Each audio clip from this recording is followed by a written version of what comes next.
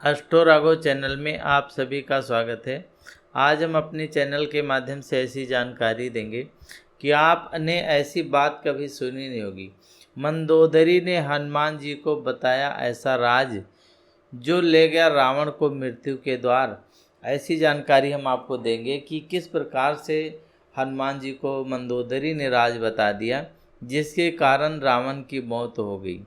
जगत जानता है कि विभीषण जी ने भगवान श्री रामचंद्र जी को बताया कि रावण की नाभि में बाण मारने से रावण जो है मरेगा। भगवान तो अंतर्यामी हैं, क्या वो नहीं जानते थे कि रावण की जो है नाभि में ऐसा बाण का प्रहार करने से वो मर जाएगा? जानते थे, लेकिन भगवान जो हैं सभी को अपना अपना श्रेय देते हैं। भगवान का भक्त का मान बढ़ाने के लिए अपने मान को तिरस्कार कर देते हैं, और इसी प्रकार भगवान अपने भक्त उनसे भी बढ़कर के होते हैं, क्योंकि भगवान राम जो है अपने भक्तों को बड़प्पन देते हैं, क्योंकि उनको ऐसा देते हैं कि उनको भी लगे कि हमने कुछ किया है। तो ऐसे ही जो है अपने सहभक्त का मान बढ़ाने की चेष्टा से भरपूर वो करते रहे हैं। सभी का जो है वो मान सम्मान करते रहे, माता पिता की सेवा करते रहे, गुरु की सेवा करते रहे हैं, और हमारे को वो शिक्षा दिए हैं कि हमारे को बिना लोभ लालच के कोई भी कार्य जो है करना चाहिए, किसी से ईर्ष्या नहीं करना चाहिए। ये भजन का मार्ग ही ऐसा है।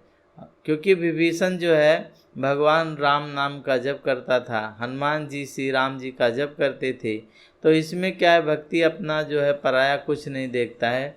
जब कोई भगवान का भजन करता है, ध्यान करता है, तो सारी दुनिया उसके लिए एक ही प्रकार से नज़र आती है। उसके कोई जो है मित्र नहीं होता, कोई शत्रु नहीं होता है। रावण को मारने की युक्ति विभीषण ने दी, पर राम भक्त हनुमान जी ने राम भक्त विभीषण को इसका श्रेय लेने दिया, जबकि रावण के वध के मूल में श्री हनुमान जी, रावण, कुंभकर्ण, विभीषण ने ब्रह्मा जी को प्रसन्न करने के लिए कठिन तपस्या किया था। और जब ब्रह्मा जी प्रसन्न हो गए तो उनको दर्शन दिए और उनको अपना अपना जो है वरदान मांगने के लिए कहा। तो रावण ने मांगा कि वो अमर हो जाए। रावण का पुत्र जो है पुनः अनुरोध करने लगा ब्रह्मा जी से कि रावण को एक ऐसा बाण देते हुए उन्होंने, ब्रह्मा जी ने कहा कि ये बाण ले लो, मैं तो तुम्हारे को अमर नहीं कर सकता, पर मैं ये कर सकता हूँ कि ये बाण तुम्हारे को मैंने दे दिया, ये बाण तुम्हारी जो है रक्षा करेगा, क्योंकि इसी बाण से तुम्हारी मृत्यु हो सकती है, दूसरे किसी बाण से तुम्हारा अंत नहीं होगा।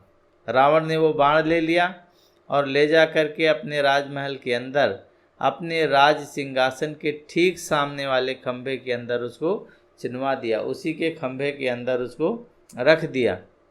जब युद्ध होने लगा, भगवान श्री रामचंद्र अपने बाण से रावण का सिर उसके शरीर से अलग कर देते थे, मारते थे तो उसका सारा सिर कट जाता था, तब रावण का मस्तक जमीन पर गिर जाता, लेकिन कुछ ही पल में पुनः अपने स्थान पर आकर के वो जुड़ जाता था। बहुत बार जब ऐसा हुआ तब विभीषण ने रावण के ना मरने का कारण बताया, और सब कुछ सुन करके हनुमान जी ने कहा कि आप चिंता न करें, ये बताएं कि बाण कहाँ पर है।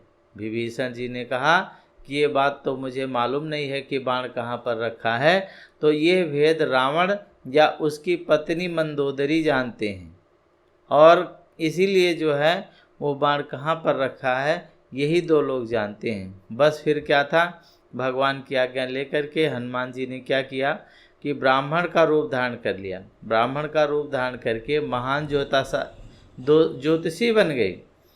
तो ज्योतिषी के रूप में जो है, ज्योतिषी को हर कोई अपने बात बता देता है, तो इस प्रकार से ज्योतिषी बन गए और जा कर के लंका में एक जैसे प्रसिद्ध स्थान होता है वहाँ बैठ गए, और वहाँ पर जो है हनुमान जी सबको सभी का भविष्य बताने लगे, और रावण का जो है सारा गुणगान करने लगे। तो जो है लंका में ऐसा जो है सभी को एक दूसरे से बताते बताते हर एक को रावण की महिमा सुनाते रहते, कहते रहते थे। कई दिनों के बाद ऐसा हुआ कि कहते सुनते वो बात मंदोदरी के कान में चली गई कि कोई ब्राह्मण आया है और रावण के बारे में और ऐसी अद्भुत अद्भुत बातें बता देता है जो कोई नहीं बता पाता। मंदोदरी को भी उत्सुकता हुई और उन्होंने क्या किया कि उस ब्राह्मण को यानी हनुमान जी को अपना जो है वहाँ पर बुलाया, अपने जो है घर पर बुलाया। तो आते ही उन्हें रावण के बारे में अद्भुत बातें बताई जो मंदोदरी को भी नहीं पता थी, ऐसी ऐसी अद्भुत बातें बताई। तो बातों में रावण की तपस्या और ब्रह्मा जी ने जो वरदान दिया था, बाण दिया था, उसकी बात भी बताई। तो कुछ इस ढंग से बोलने लगे कि रावण जो है कहने लगे कि सुरक्षित नहीं है। मंदोदरी उनकी बातों में आ गई और वो जो है उन्हें निश्चित करती हुई, मतलब उनको तसल्ली देते हुए बोली कि वो सुरक्षित हैं और वो बाण भी सुरक्षित है। तो ब्राह्मण ने कहा कि ये तो मैं जानता हूँ कि बाण हर तरह से सुरक्षित है, आपने अच्छी जगह पे रखा हुआ है, पर उसके बारे में केवल रावण और आप जानते हो। पर मुझे डर है कि कहीं आप अपने स्त्री समाज, मतलब किसी दूसरी स्त्री को बताया हो और उन्हें अपने आदमी को बता दिया हो, या कोई वनवासियों के क्षेत्र में कोई गुप्तचर आया हो, उसको बाण दिखा दे, बता दे तुम्हारे घर में जो लोग रहते हैं। हनुमान जी की इस प्रकार से बातों में मंदोदरी आ गई और मंदोदरी के मुख से निकल गया कि हे ब्राह्मण देव, आप बिल्कुल निश्चिंत रहें, कोई भी गुप्तचर उस बाण का पता नहीं लगा सकता और ना देख सकता है, क्योंकि वो बाण रावण ने बड़े ही सुरक्षित ढंग से राजमहल में जहाँ पर बैठते हैं अपने सिंहासन के ठीक सामने खंभे में चिन्हवा रखा है।